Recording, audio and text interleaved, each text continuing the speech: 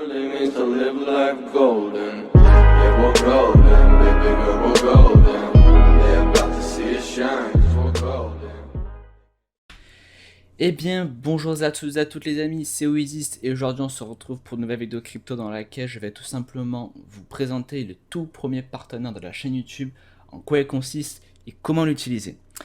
Alors le premier partenaire de la chaîne YouTube, c'est tout simplement, j'ai nommé Easy Mining OS. Donc qu'est-ce que Easy Mining OS? C'est tout simplement un projet d'un système d'exploitation qui a pour but de se dédier au mining de crypto-monnaies, donc exploitation d'Ethereum, et j'en passe. Bien sûr, là j'ai dit Ethereum pour généraliser la chose, mais il y en a plein d'autres, 100% configurable avec des templates, un système d'exploitation,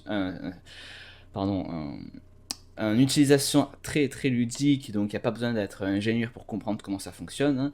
C'est en plus divers tutos sur leur chaîne, disponibles sur leur chaîne YouTube que j'ai mis sur mon Discord, qui sont disponibles. Bon, moi je vais le refaire en vidéo histoire de vous dire à l'oral parce qu'ils ont pas fait de voix pour l'expliquer. Bon, c'est déjà très clair sur leur chaîne, mais au moins ça sera encore une deuxième fois sur ma chaîne YouTube. Donc vous allez simplement cliquer sur le premier lien de la description qui est directement sur leur site et ensuite vous allez chercher simplement le lien pour le Rig Center. Quand vous serez sur le Rig Center, voilà, vous arriverez là, vous vous créerez un compte ici, vous faites votre pseudo ou votre mail, votre pseudo, votre mot de passe, le mot de passe confirmé, l'adresse mail et ensuite voilà. Donc moi je me suis déjà fait un compte. Donc voilà, donc par défaut, vous êtes en mode jour. Personnellement, je l'ai mis en mode nuit. Donc voilà comment se présente l'interface web.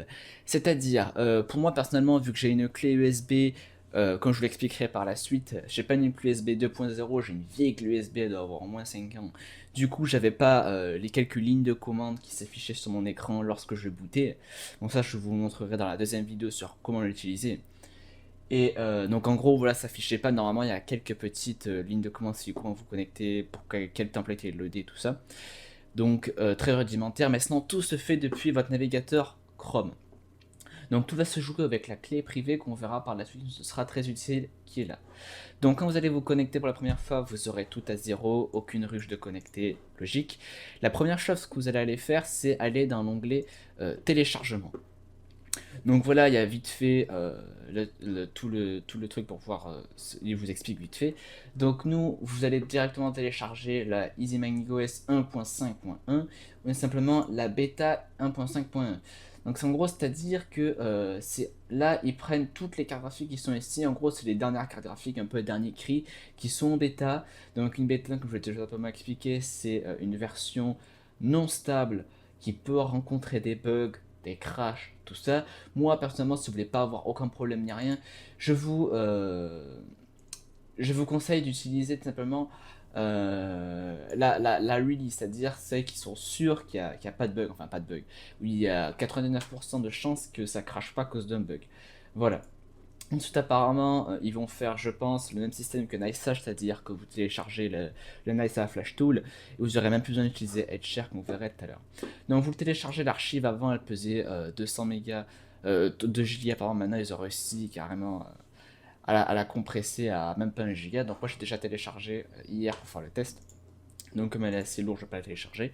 Donc, pour l'instant que ça télécharge, on va aller dans l'onglet Template. Alors, vous voyez que moi j'ai déjà fait 2 petites templates pour test. Donc imaginons moi, vu que je suis sur ma Nvidia 1600, on va télécharger, on va supprimer l'autre, donc sur ma 1660, je supprime celle-là. On va faire celle-là, on va l'appeler Logic GTX 1660.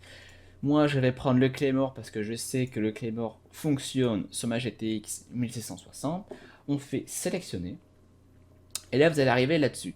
N'ayez pas peur, il n'y a rien d'impressionnant. Donc eux, vu qu'ils sont partenaires Cruxpool, ils ont déjà Cruxpool. Donc imaginez vous voulez avoir vos stats. Donc là, regardez, vous allez juste allez, faire un CTRL-C comme ça. Vous allez directement dans Ether. Et là, vous aurez juste à copier-coller l'adresse de votre wallet.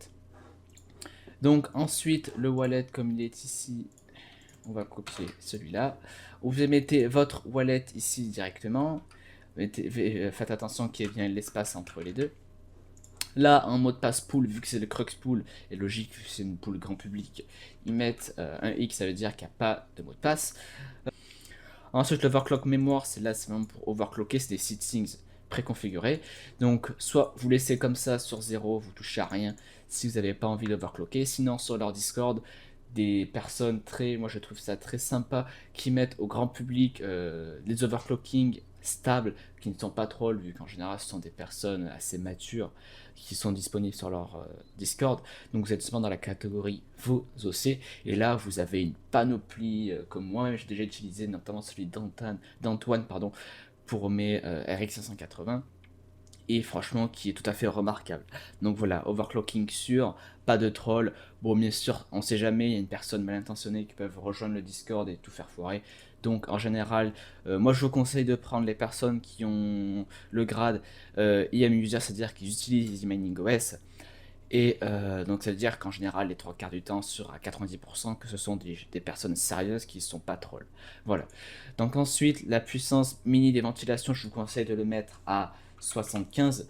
Ça simplement sur combien l'OS, quand vous allez boot la template, charge la template, à combien il va mettre les ventilateurs. Donc moi j'ai mis tout en 75. Bon, après en fonction des cartes graphiques ça peut être plus ou moins bruyant, à vous de voir, vous avez les températures en direct, je vous montrerai dans la deuxième vidéo, et voilà. Donc quand vous avez fait tout ça, vous pouvez cliquer sur appliquer, et là vous verrez votre petit truc qui sera fait. Ensuite, pour celle-là, pour les AMD, c'est un peu plus différent. On va mettre RX 580. Oula, attendez, excusez-moi, j'ai fait une erreur. Donc on va mettre les 590, vu que 8 c'est pour passer à ma scène sur mon OBS. Donc on va tout simplement prendre aussi le Claymore de chez Ethereum. Vous laissez sur Crixpool comme d'hab. Le wallet, vous mettez celui-là. Et là, on va voir quelque chose en détail. Donc au pire, non, on va pas prendre celle-là. On va aller sur celle-là. Voilà. Donc vous voyez que là, c'est le wallet, Crixpool, tout ça. Donc ça, c'était pour un collègue, un père à mon collègue. Donc ça, la température cible, en gros, si comme je l'ai dit tout à l'heure, c'est la température à ne pas dépasser.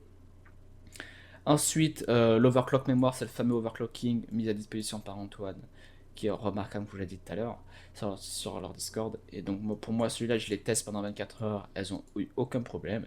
Mémoire tweak, attention, je pense, j'ai jamais compris trop à quoi ça correspondait à la modification. Bon, lui, il a mis sur 30, c'était stable, et en pratique, c'est stable aussi, ça les a pas dérangés, donc moi je les ai laissés comme ça. Puissance DPM, pardon, je les ai laissés à 3, vu qu'ils disaient à 3, donc vu que je connais pas trop overclocking, je ne overclock pas grand chose mes cartes graphiques, donc je lui fais confiance, je l'ai mis sur 3. Et par contre, la vitesse minimum des ventilateurs, comme je vous l'ai dit, c'est 75. Donc ça, quand vous avez fait ça, vous pouvez faire sur modifier ou appliquer, vu que moi c'était sur appliquer. Ensuite, dans la catégorie soutenir EasyMining OS, c'est tout simplement pour pouvoir leur faire des dons. Voilà, ils le savent quand vous faites des dons, tout ça.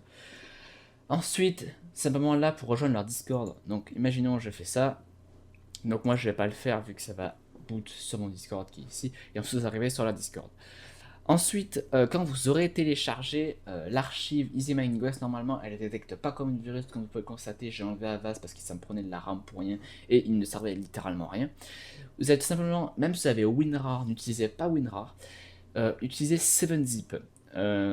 Donc vous téléchargerez 7-Zip, vous l'installez, c'est en gros le concurrent version open source et gratuit de WinRAR. Donc moi j'ai déjà installé, par exemple si je tape 7-Zip, vous voyez que tout simplement il y sera déjà. Donc quand vous aurez téléchargé, normalement votre petite archive sera ici, vous téléchargerez Balena Etcher. Balena Etcher c'est quoi? C'est simplement un peu comme Rufus, mais en version un peu plus ludique, un peu plus simple, que vous allez pouvoir utiliser pour flasher vos disques. C'est vraiment faire une clé bootable. Donc vous le téléchargez, vous l'installez. Ensuite, moi, je l'ai déjà là. Balena. Où est-ce qu'il est? Etcher. Etcher. Où est-il? Mince. On va le chercher ici. Balena Etcher, où es-tu? Là. Donc, vous le démarrez, vous connectez votre clé USB d'au moins 7 Go sur votre PC, et voilà. Ensuite, là, quand vous avez, excusez-moi, j'ai pas décompressé l'archive, vous allez faire un clic droit, 7-zip, extraire ici. Donc là, ça va l'extraire sur votre petit bureau, c'est assez rapide en général. Allez, ça n'est pas trop longtemps. Donc là, c'est tout simplement pour avoir l'image disque de EasyMiningOS, l'OS. Quand vous avez fait ça, par exemple, là, pour vous le prouver, si je fais par exemple un extra ici avec Avast, donc lui, imaginons, je le remets en 1. Imaginons si je fais un extra ici avec Avast, ça va être légèrement plus rapide de quelques secondes. Vous allez voir qu'il va dire que mon archive est corrompue.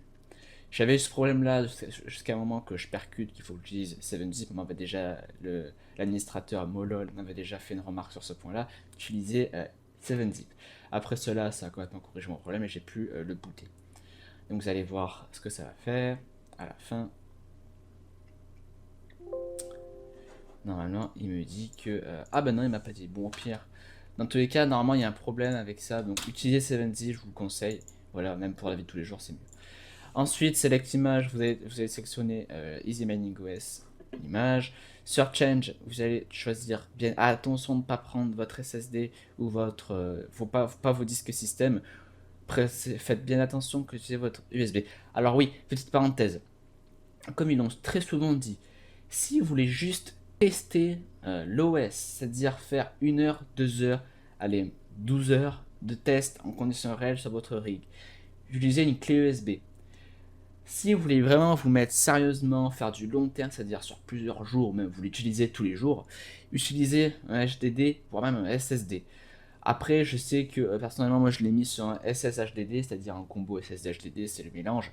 Bon, moi je m'en fous qu'il soit rapide comme l'éclair, vu que c'est pas un OS comme Windows qui fait tout à fond avec interface graphique du turfu et tout. Moi, vous pouvez très bien le laisser sur un disque dur, ça fera largement l'affaire. C'est pas un OS qui bouffe 3 Go de RAM. Sur la 4 Go de RAM, il prend à peine 25%, 50% de la RAM. Franchement, c'est pas ça qui va le déranger, c'est pas un SSD, un HDD qui va le déranger. Après, peut-être le SSD peut être beaucoup plus rapide au niveau, comme d'habitude, de redémarrage, changement des templates, arrêt du rig, tout ça. Bon, après, comme je l'ai dit plus tôt, une USB peut largement suffire, c'est pour tester. Donc là, vous cliquez bien votre machine, votre USB, et là vous mettez les mêmes trucs que moi. Donc vous décochez anonymously, eject unsafe test, validate machin, vous désactivez ça et vous cochez le unsafe mode. Regardez, il va me dire ça, faut cliquer sur enable unsafe mode. Voilà, ensuite vous faites OK et vous faites flash. Vous cliquez sur oui, merci l'écran noir, voilà, et on se retrouve juste après que il a fini de flasher. Donc une fois que vous aurez fini, que Etcher aura fini de flasher, ça vous mettra ça avec un petit message normalement par ici qui vous dira Etcher a fini de flasher. Donc vous pouvez tout simplement fermer Etcher, ouvrir ce PC. On va tout simplement déconnecter l'USB, la reconnecter, clac. Et voilà, vous trouvez ici.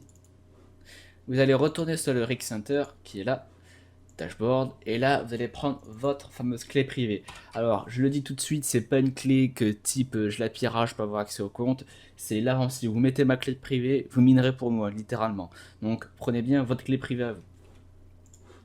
Donc ensuite dans clé, vous mettez à la place des plein de petits X votre clé à vous.